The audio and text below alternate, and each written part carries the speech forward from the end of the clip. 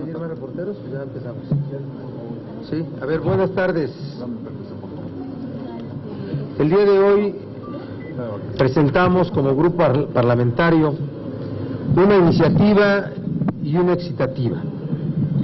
La iniciativa tiene que ver con presentar una nueva propuesta de ley de participación ciudadana que permita, una vez que fuere aprobada, llevar a cabo el referéndum, mediante el cual estamos proponiendo se tome la opinión del pueblo de México, se consulte a todo México, mujeres y hombres, sobre qué reforma energética debemos de aprobar en el Congreso mexicano.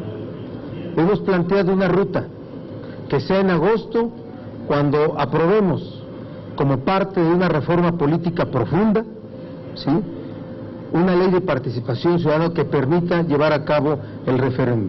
Ya tiene previsión constitucional, requiere una reglamentación en ley secundaria, y estamos construyendo todo el andamiaje jurídico para poder llevar a cabo este mecanismo de consulta al pueblo de México. Presentamos también una excitativa. Parecerá atípico que a los 8 días de haber presentado una serie de iniciativas, 6 iniciativas de reformas constitucionales y de reformas a leyes y de expedición de nuevas leyes sobre reforma política, ¿sí?, y reforma electoral, estemos excitando a las comisiones de dictamen a reunirse.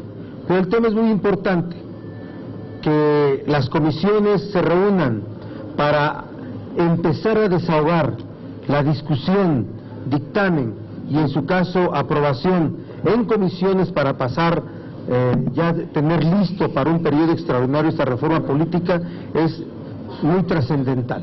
Así es que hoy también presentamos esa excitativa para poder poner en marcha todos los mecanismos de desahogo del proceso legislativo de la reforma política.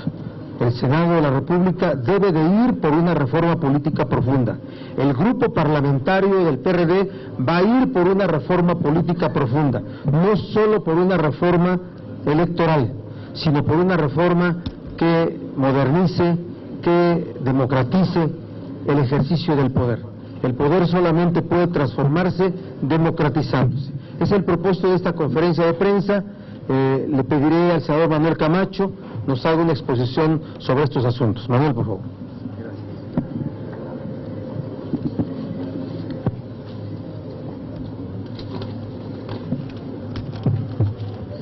Buenas tardes a todos. Modificar el régimen de propiedad del petróleo es una decisión de Estado, histórica, que solo puede ser resultado de un amplio consenso político y social.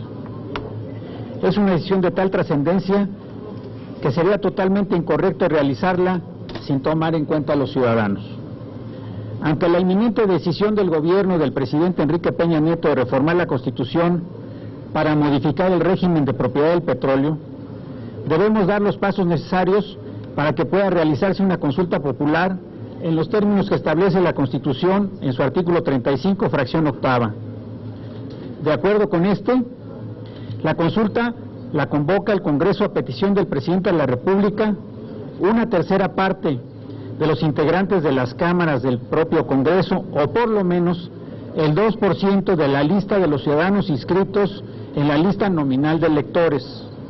El IFE organiza la consulta y la Suprema Corte de Justicia verifica la constitucionalidad de la materia que se somete a consulta.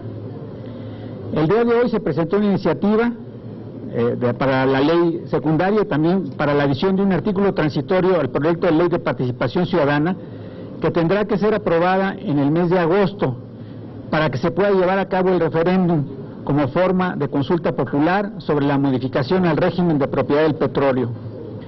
El referéndum con carácter vinculatorio es la solución al conflicto político y social que se daría si una decisión de esta trascendencia se pretende aprobar sin el consentimiento de la sociedad. La eficacia, legitimidad y sustentabilidad de ese cambio solo es posible si cuenta con un amplio respaldo social.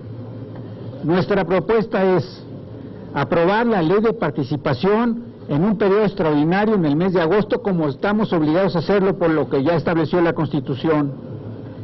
Con la ley aprobada, el presidente de la República o los legisladores podrían solicitar su realización, la realización de la consulta. En el caso de que ellos no ejerzan esa facultad, los ciudadanos tendrían el derecho de solicitar al Congreso la realización de la consulta. Si al menos 1.624.644 ciudadanos avalan la solicitud con su firma y la copia de su credencial de elector, el Congreso estaría constitucionalmente obligado a convocar a la consulta.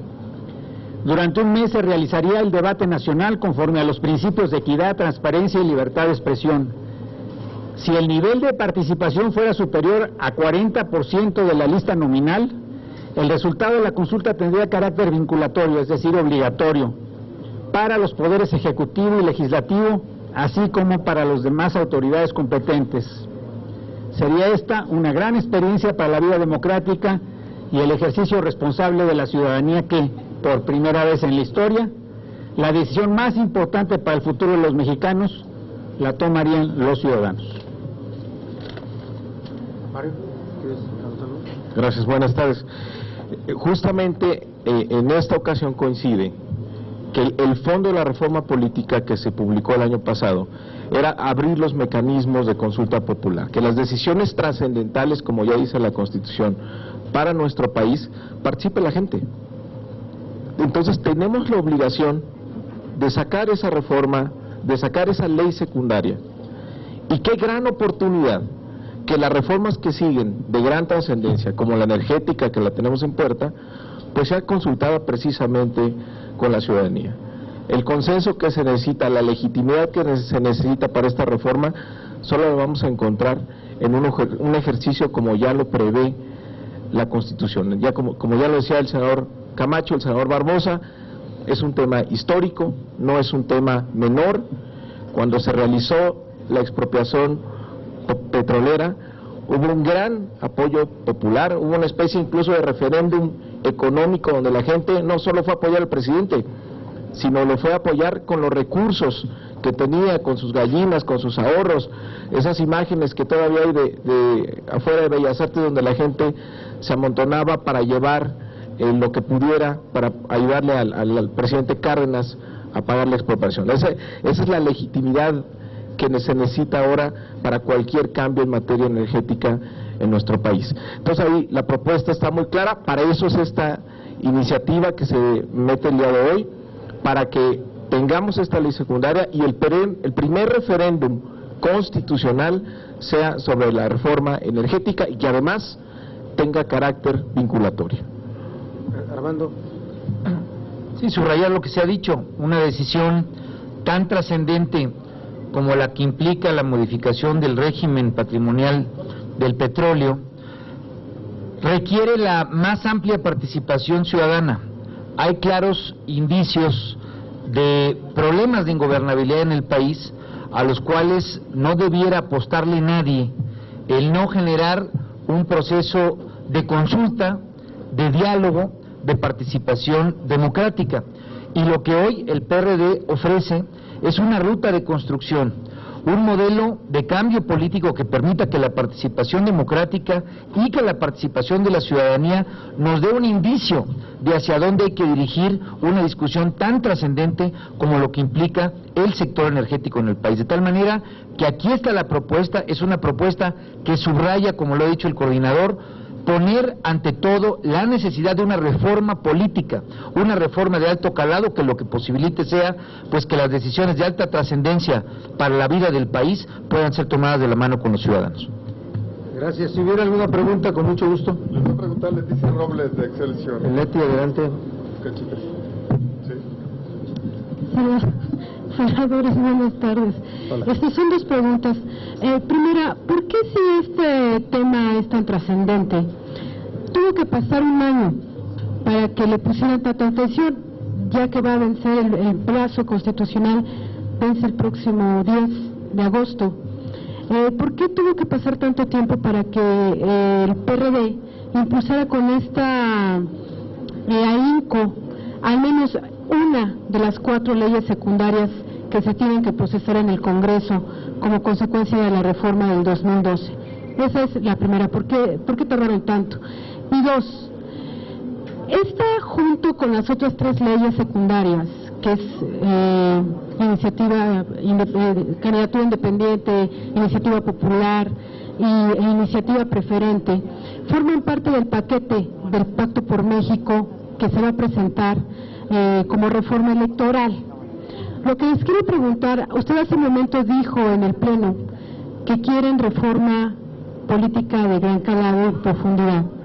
Si el pacto solo les manda esta parte de las reglamentarias de la reforma del 2012, ¿no las van a apoyar si no viene acompañado de la reforma a la estructura política del país, o están dispuestos a aceptar esta parte y posteriormente la otra parte política? Gracias. Primero, ustedes que son expertos en la vida del Parlamento mexicano, compartirán de que legisladores en lo individual presentan permanentemente iniciativas. Hay sobre estos temas iniciativas presentadas por legisladores de nosotros y de otros partidos. Sin duda que la coyuntura política, el escenario político va creando condiciones para que se vayan aportando los elementos nuevos. Y es así como senadores del PAN y PRD construimos frente al país, frente a la opinión pública, una propuesta de reforma política profunda que incluye esas leyes pendientes que están por ser una falta en el calendario constitucional, ¿sí?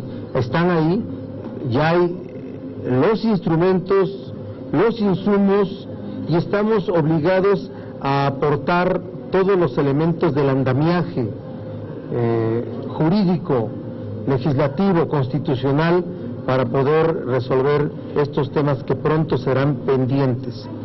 Respecto de que sean temas del pacto, bueno, miren, el pacto no es una institución, es una mesa de negociación entre el gobierno federal y 3 fuerzas políticas, un partido en el poder y 2 partidos de oposición, que tal parece que quiere crear la impresión de que ahí es donde se deben de resolver todos los asuntos pendientes. No es así.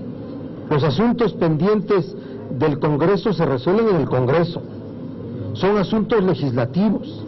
Yo creo que ya pasaron todos los hechos que tuvieron que haber ocurrido de manera pública para que se tenga la percepción y la convicción de que en el Senado estamos asumiendo nuestra responsabilidad y que asumiremos la responsabilidad constitucional y el derecho y obligación de legislar. Así es que si el pacto los tiene como temas, es un asunto que, si bien es un elemento político, el lugar donde se tienen que construir este tipo de instrumentos legales es en el Congreso mexicano. Perdón. Entonces, si emanado del pacto se presentan esas iniciativas, ¿ustedes no las apoyarán? Tienen que ser presentadas por quien o quienes tengan derecho de iniciativa. Y cuando formen parte de ese trámite, pues necesariamente tendrán que ser parte de la discusión. Nosotros hemos estado dispuestos a que se armonice el trabajo que hacemos en los grupos parlamentarios, en específico del grupo parlamentario del PRD, con otros trabajos de diálogo y de construcción, pero sin duda, quien ejerce la responsabilidad de legislar somos los legisladores. Y por si la pregunta también parece que lo mencionaste, acá vamos a ir por una reforma política profunda. La reforma solo electoral es parte de una reforma política.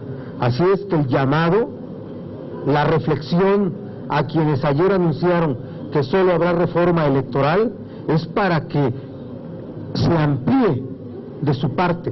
De nuestra parte, nosotros vamos a debatir, vamos a discutir y vamos a entrar en un proceso inclusive de votación sobre todos los temas de la reforma política. A nosotros no nos limitan los anuncios que se hacen fuera del Congreso mexicano. Le pregunta Mariel Ibarra del Grupo Reforma. Hola, senadores, ¿cómo están? Senador, preguntarle, si bien esto que comenta usted al final, bueno, ayer salen pues todos los integrantes del pacto a decir que ya existe un acuerdo para hacer este periodo extraordinario. Serían dos preguntas. ¿Se podría poner a discusión la reforma política de gran calado, como ustedes la busquen? ¿Daría tiempo de sacarla en un periodo extraordinario o finalmente se podría llevar al ordinario? La segunda es, ¿a cambio de qué ayer cree usted se sientan ayer nuevamente en el pacto? Porque al final lo que sale a decir el líder del PRI es de que en esa mesa se dieron muchas coincidencias sobre la reforma energética, incluso con el PRD. O sea que hay más coincidencias que las divergencias. ¿A cambio de qué se está poniendo o se están haciendo este extraordinario?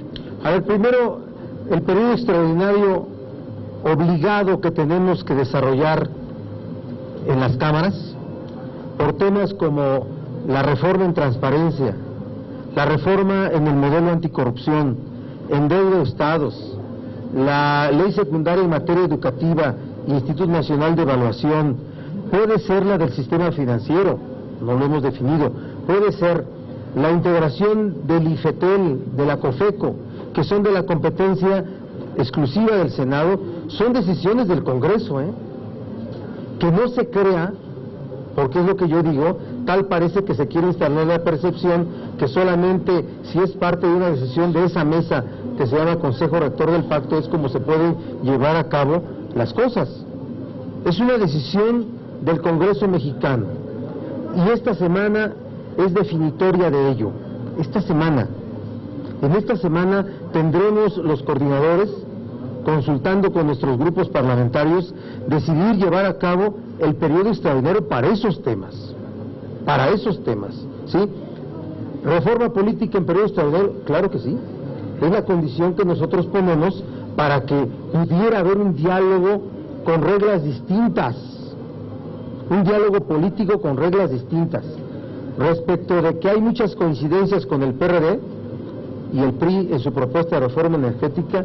Solamente que el PRI acepte que las reformas, constitucionales o no, porque no se trata de que no sean constitucionales, pueden ser no constitucionales, pero a leyes secundarias que permitan la inversión privada en áreas estratégicas de Pemex para compartir renta petrolera.